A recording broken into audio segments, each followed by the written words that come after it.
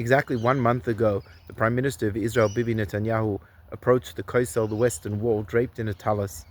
He placed a small note between the cracks, and on it was written 5 words: Am Kalavi Yakum Ucha'ari Yisnasa, a nation that rises up like a Lavi, like a lion cub or a lioness, and rises to full height like a lion.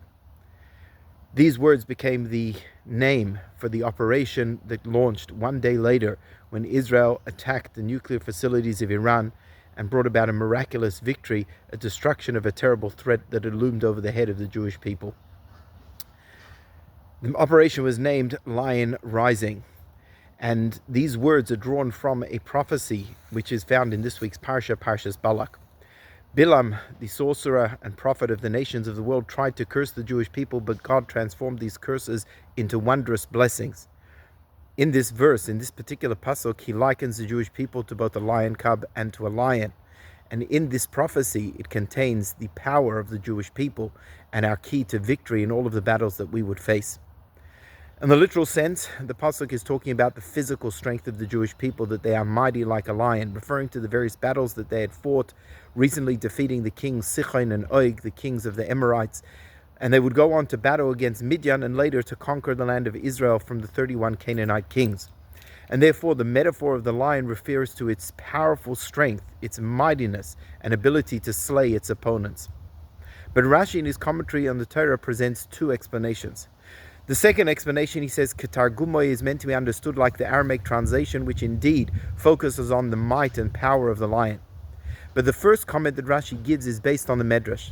And Rashi says that it describes how we rise up in the morning like a lion to grab, to be choitef, the mitzvahs that present themselves to us.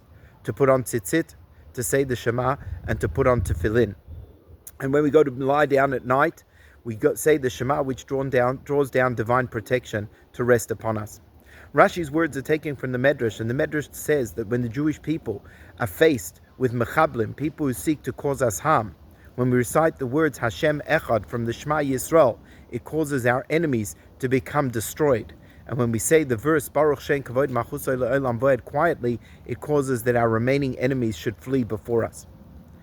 I believe that these 2 approaches which Rashi brings are both integral paths to the unique success of the Jewish people in our victories, both in the past and in the present. Our prowess does not only come from our physical might, does not only come from our military capabilities and strengths, but comes from our connection to Hashem, the divine protection that comes when we dedicate ourselves to Torah and mitzvahs with emunah, with a palpable faith. And that is reflected in the mitzvahs that Rashi mentions, the mitzvah of tzitzis, the mitzvah of Shema, and the mitzvah of tefillin.